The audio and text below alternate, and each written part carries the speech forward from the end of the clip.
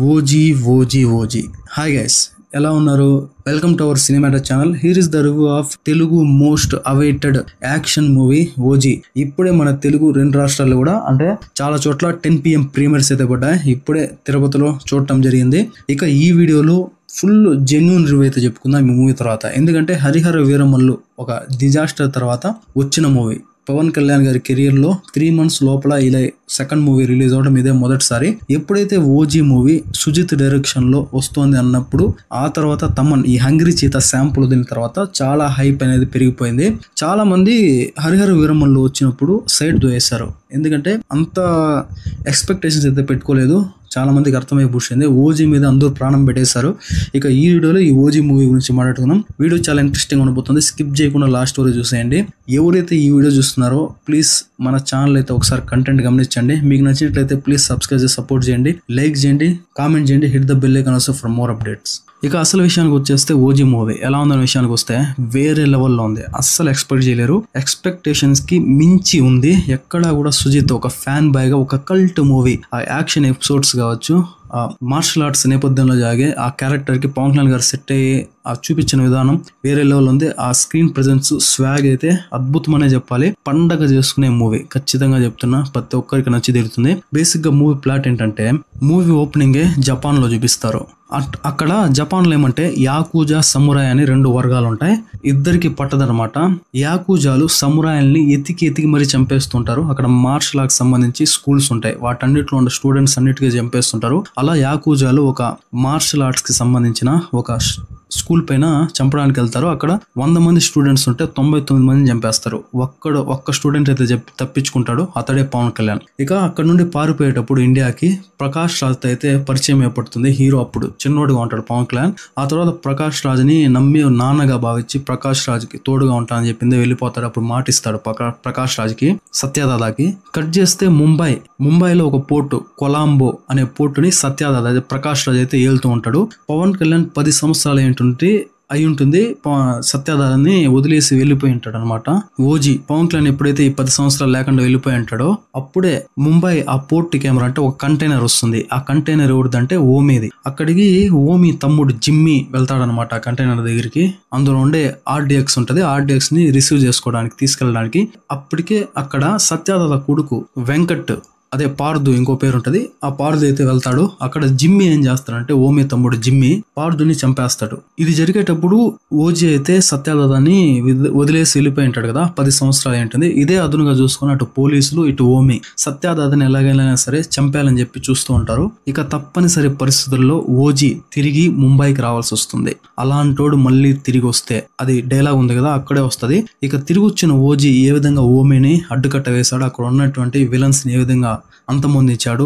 సత్యదాదాకి ఒక పెద్ద కొడుకు ఉంటాడు పార్దుతో పాటు. పెద్ద కొడుకుని పవన్ కళ్యాణ్ ఓజీనే చంపేస్తాడు. అసలు పెద్ద కొడుకుని ఎందుకు చంపేస్తాడు, అసలు 10 సంవత్సరాలు ఎందుకు వెళ్ళిపోవాల్సి వచ్చింది, ఓమీని ఏ విధంగా ఎదుర్కొన్నాడు.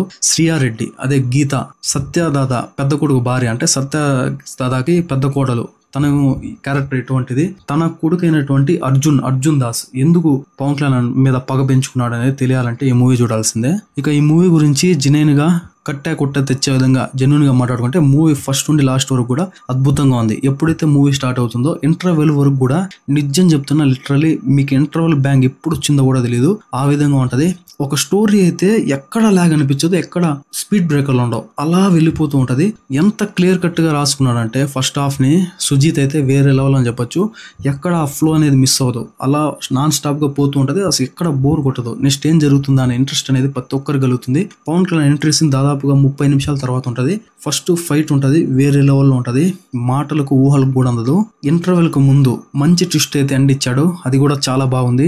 ఇంటర్వెల్ వరకు నిజం చెప్తున్నా అంత ఎక్స్పెక్టేషన్స్ ఉన్నాయి కదా, దానికి మించి అయితే తీసాడబ్బా. ఒక ఫ్యాన్ గా మూవీని అయితే ఎరగ కుమ్మేశాడనే చెప్పాలి. ఫస్ట్ హాఫ్ లో వచ్చి ఆ సువి సువాలమ్మ సాంగ్ కూడా స్క్రీన్ ప్రెజెన్స్ వాటే సాంగ్ అని చెప్పొచ్చు. ఆ లిరిక్స్ కి అయితే ప్రతి ఒక్కరు ఫిదా అయిపోతారు. ఇక సెకండ్ హాఫ్ లో కొద్దిగా లో అనిపించింది, కొంచెం డౌన్ అయిన ఫీలింగ్ అయితే కలుగుతుంది క్లైమాక్స్ వరకు. అది ఎందువల్ల కలిగిందంటే దానికి కూడా ఒక రీజన్ ఉంది. ఎక్స్పెక్టేషన్స్ మించి ఫస్ట్ హాఫ్ ఉంది కాబట్టి దాన్ని రీచ్ అవ్వడంలో ఇక ఫ్లాష్ బ్యాక్ అయితే చూపిస్తారు పవన్ కళ్యాణ్ గారు.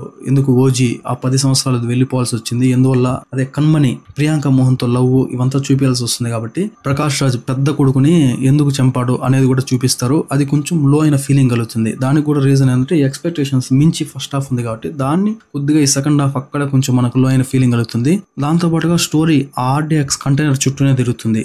ఆ స్టోరీ చుట్టూ రాసుకున్న కథ, దాంతో పాటుగా కొన్ని సాహోకి లింక్ చేసిన విధానం కూడా ఒక 1 to 3 minutes ఒక సీన్ అయితే చూపించారు సాహోకి లింక్ చేసి, అది కూడా బాగుంది. ఇక ముఖ్యంగా ఫైట్స్ గురించి చెప్పుకుంటే ఎంత తక్కువ చెప్పుకుంటే అంత మంచిది, అంత అద్భుతంగా ఉంది. అసలు నిజం చెప్తున్నా, ఈ కరువు ఉన్నటువంటి పవన్ కళ్యాణ్ ఫ్యాన్స్ కి ఆకలి మొత్తం తీర్చేశాడు. కరువులో ఉన్నారు, ఆకలి మొత్తం తీర్చేశాడు. అటువంటి సినిమా అయితే పవన్ కళ్యాణ్ గారి క్యారెక్టర్ కి సరిపోయే స్టోరీ ఇది. దాంతో పాటుగా ఈ మార్షల్ ఆర్ట్స్ ఈ కంటెంట్ ఏదైతే ఉందో పవన్ కళ్యాణ్ కి ఆల్రెడీ మనం తమ్ముడు మూవీలో చూసాం. దాంతో పాటుగా బ్లాక్ బెల్ట్ కాబట్టి చాలా బాగా ఉదయపడనే చెప్పాలి.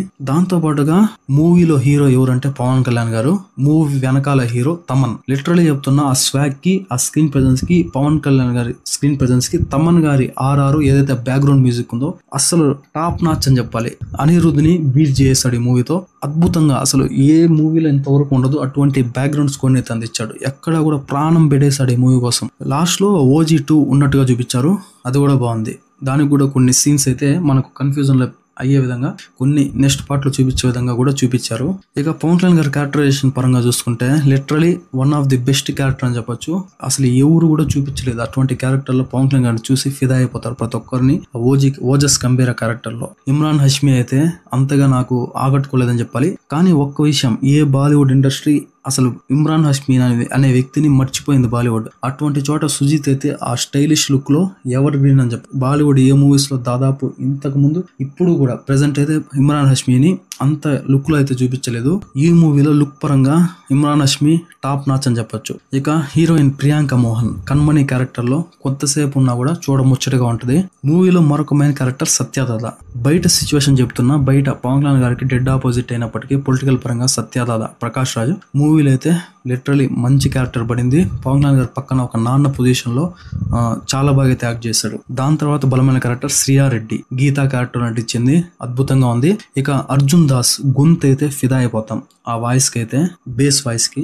అతని క్యారెక్టర్ కూడా సింపుల్ గా ఉంటది కానీ బాగుంటది. ఇక రిమైనింగ్ క్యారెక్టర్స్ అన్ని కూడా ఆకట్టుకునే విధంగా ఉంటాయి. సుహాస్ అయితే ఒక క్యామియో రోల్లో ఒక 2-3 minutes రోల్ అయితే చూపించి అలా మిర్స్ అలా వెళ్ళిపోయాడు అనమాట.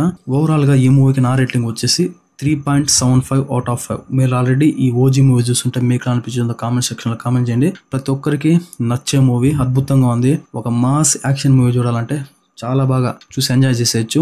ఈ వీడియో మీకు నచ్చినట్లయితే ప్లీజ్ సబ్స్క్రైబ్ చేసి సపోర్ట్ చేయండి, లైక్ చేయండి, కామెంట్ చేయండి, hit the bell icon for more updates, share కూడా చేయండి. నెక్స్ట్ వీడియోతో మళ్ళీ కలుద్దాం. అప్పటి వరకు stay tune. Thanks for watching.